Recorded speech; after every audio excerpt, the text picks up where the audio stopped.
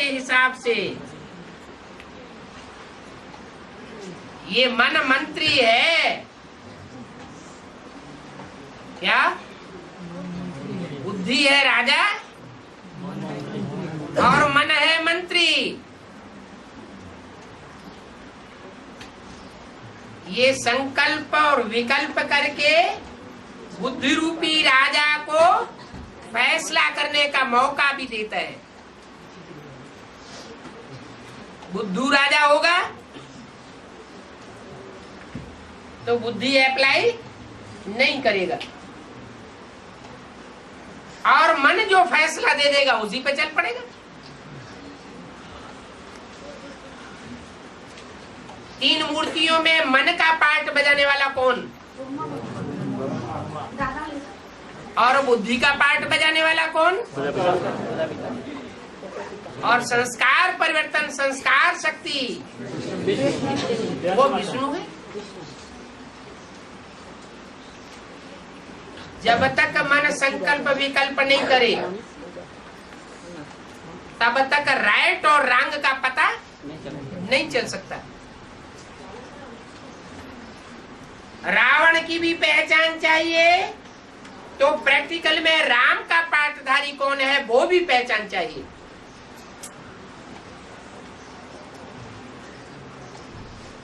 फिर फैसला दिया जा सकता है कि हमें वोट किसको देना है। राम राज्य में जाना है या रावण राज्य में उच्च पद पाना है। राम राज्य में जो उच्च पद पावेंगे 21 जन्म, वो 21 जन्म के पुरुषार्थ के हिसाब से उनमें 63 जन्म भी पुरुषार्थ करने की रग पक्की हो जाएगी। और जो राम राज्य में नहीं आवेंगे, कोई पद नहीं पावेंगे, वो सिर्फ रावण राज्य में ही उच्च पद पाने के अधिकारी बनेंगे। राम राज्य के आधा कल्प में नहीं आवेंगे। तो किसको सपोर्ट करना पड़े? राम राज्य को सपोर्ट करना पड़े। तो ये मन बुद्धि राजा के हिसाब से मंत्री है, मंत्रणा देने वाला है। मंत्री का काम होता है ऐसा करेंगे तो महाराज ऐसा होगा और ऐसा करेंगे तो महाराज ऐसा होगा। दोनों ही बातें सामने रख देता है। ये व्यर्थ संकल्प भी मन में उत्पन्न होते हैं। तो मन व्यर्थ संकल्पों के वशीभूत हो जाता है और वशीभूत कर देता है। अगर आर्डर से नहीं चलावेंगे तो बुद्धि राजा अपनी बुद्धि को अगर अप्लाई नहीं करेगा तो मन चंचल बनने के कारण परवश कर देता है। तो चेक करो 3 फरवरी 2006 की अव्यक्तवाणी का दूसरा पेज चेक करो। वैसे भी भक्ति मार्ग में मन को क्या कहते हैं? भक्ति मार्ग में भी कहते हैं, ज्ञान मार्ग में भी मुरली में बोला है। मन को क्या कहते हैं? घोड़ा। उन्होंने तो 3 शेर दिखा दिए हैं। वास्तव में उन 3 मूर्तियों में मुरली में बोला है, एक है बकरी, एक है घोड़ा और एक है शेर। कौन सा शेर है? शेर भी 2 प्रकार के कहे जाते हैं। एक होता है लायन, बब्बर शेर, बड़े मोहड़े वाला, सीधा हमला करता है। सिंह। सिंह शेर एक ही बात है। और दूसरा होता है टाइगर, वो मौका देख करके हमला करता है, बुद्धू बना नहीं करता। मौका देखकर कि आया गुस्सा और कर्म इंद्रियां कंट्रोल से बाहर हो गई, तो वैसे भी मन को घोड़ा कहते हैं, क्योंकि ये मन बहुत चंचल है ना।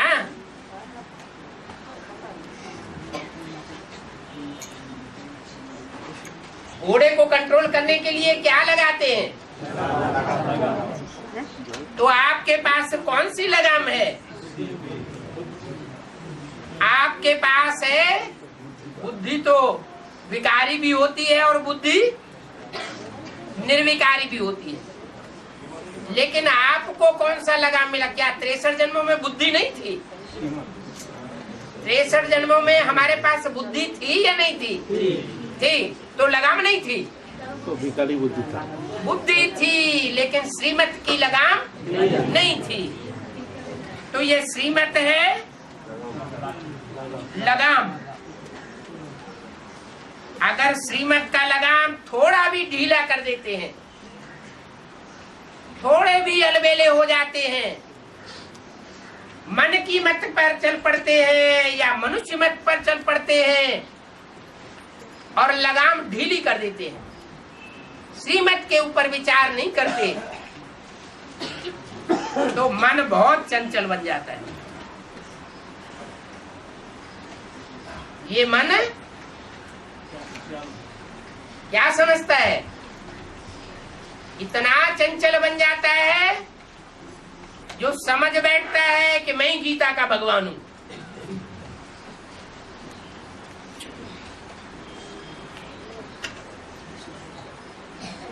पूरा कंट्रोलर बन करके बैठ जाता है। तो देखो, लगाम ढीला क्यों होता है? क्योंकि कहां न कहां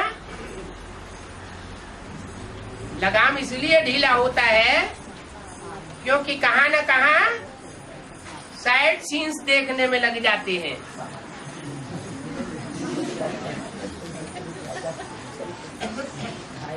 ये जो साइड सीन देखने में लग जाते हैं, तो मन रूपी घोड़े को मौका मिल जाता है, चांस मिल जाता है। तो मैं बालक सो मालिक हूं, इस स्मृति में सदा रहो। चेक करो, खजाने का भी मालिक, तो खजाने का भी मालिक, तो स्वराज्य का भी मालिक। मैं डबल मालिक हूं। अगर मालिकपन कम होता है तो संस्कार ही मर्ज हो जाते हैं। क्या अच्छे बुरे संस्कार होते हैं ना पूर्व जन्मों के, इस जन्म के भी होते हैं। इस जन्म में भी संस्कार पक्के होते हैं और पूर्व जन्म में भी संस्कार पक्के हो जाते हैं। अच्छे संस्कार भी पक्के होते हैं और बुरे संस्कार भी पक्के होते हैं। मान लो इस जन्म में किसी ने 2-4 हत्याएं कर दी, तो संस्कार पक्का हो जाता है। बुद्धिमाता, ये तो मेरे बाएं हाथ का खेल।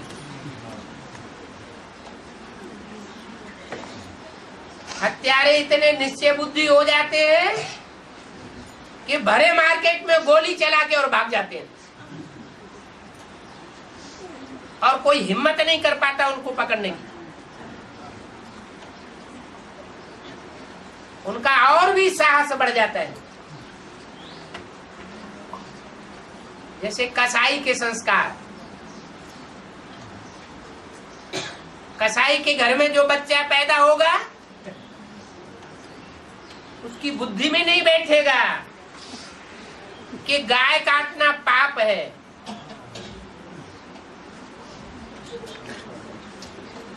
एक दो बार किसी ने गलती की होगी, पहली बार दूसरी बार, तो मन खाएगा, लेकिन बार बार वो गलती होती है तो संस्कार पक्का हो जाता है।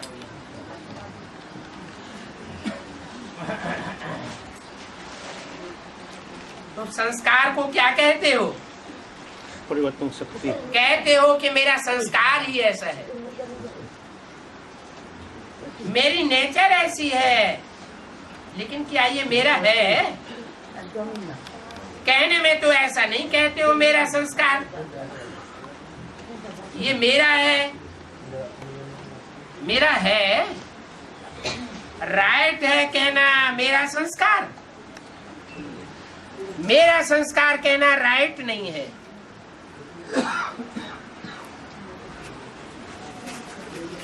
ये मेरा संस्कार है, कुसंस्कार की बात हो रही है, दुष्ट संस्कार की। ये खराब संस्कार मेरा है या रावण की जायदाद है? खराब संस्कार कब से पढ़ना शुरू हुए? द्वापर युग से। उससे पहले तो ये दुष्ट संस्कार नहीं थे। तो जो रावण की जायदाद है उसको मेरा कैसे कह सकते हैं? मेरा संस्कार कौन सा है?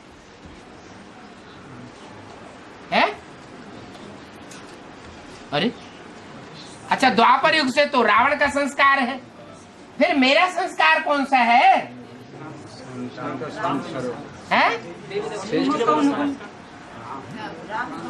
अरे रावण का संस्कार तो ये द्वापर युग से आया है। ये कुछ संस्कार मेरे अंदर जो भी है वो रावण के संस्कार है। फिर वास्तव में आखिरी मेरा संस्कार कौन सा है? जो राम बाप का संस्कार, तो मेरा संस्कार। अच्छा, राम बाप रावण राज्य में नहीं आता है क्या? है? फिर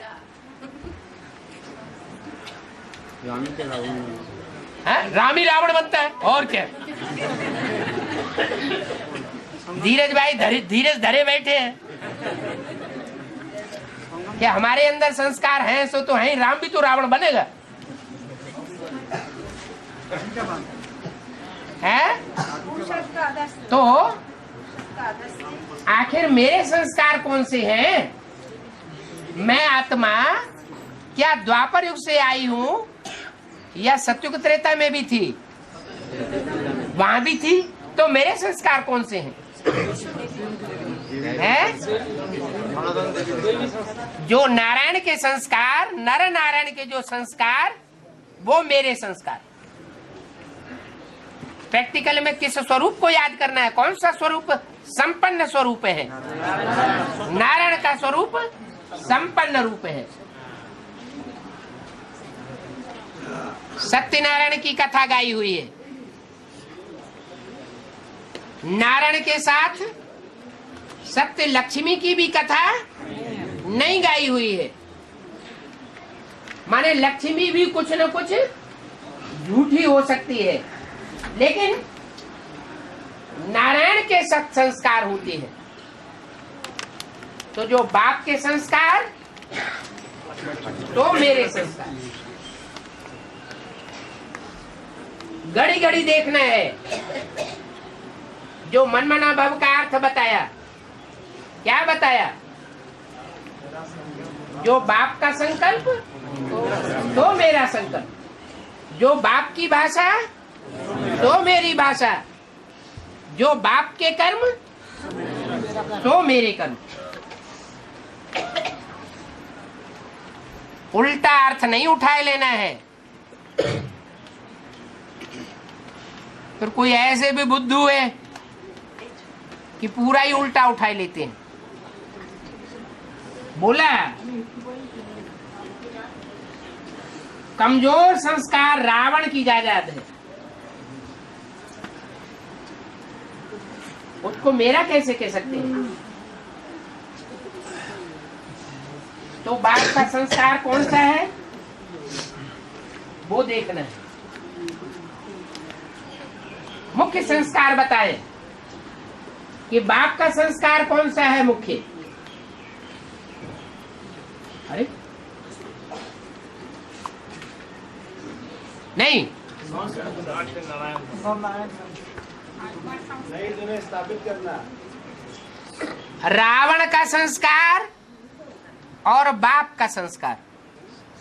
रावण द्वापर से आता है, द्वैतवादी युग से आता है, और राम राज्य अद्वैत राज्य से आता है।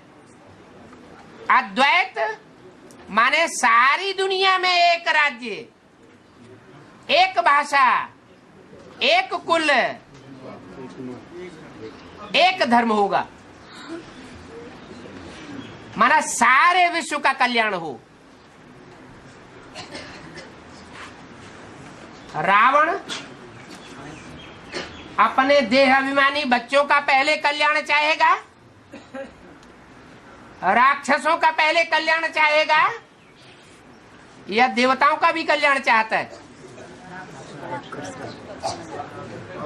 उसका कहना ही है अंधेरा कायम रहेगा।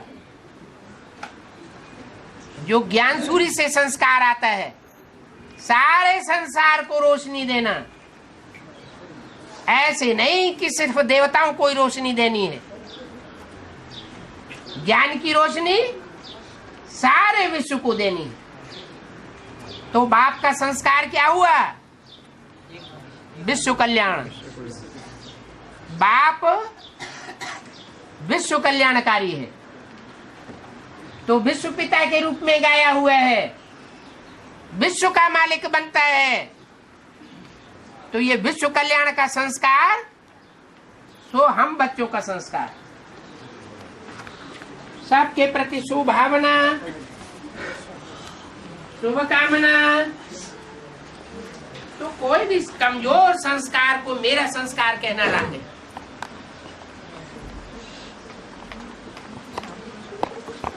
और मेरा संस्कार अगर मानो दिल में बैठा लिया,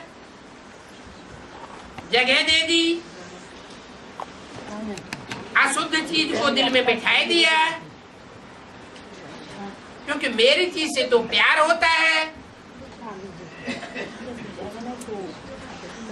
है ना, तो मेरा समझने से अपने दिल में जगह दे दी जाती है। इसलिए कई बार बच्चों को युद्ध बहुत करनी पड़ती है। इसलिए युद्ध करनी पड़ती है कि संस्कार, खराब संस्कार को मेरा संस्कार कह देते हैं, समझ लेते हैं, तो बहुत युद्ध करनी पड़ती है। क्योंकि अशुभ और शुभ दोनों को दिल में बिठाई देती है। तो शुभ भी दिल के अंदर बैठा हुआ है, अशुभ भी दिल के अंदर बैठा हुआ है, तो दोनों आपस में क्या करेंगे? दिल के अंदर लड़ाई लड़ेंगे, युद्ध करेंगे। जब ये संकल्प में आता है, वाणी में भी आता है मेरा संस्कार, तो चेक करो ये अशुभ संस्कार मेरा संस्कार नहीं है, तो फिर संस्कारों को परिवर्तन करना पड़ेगा।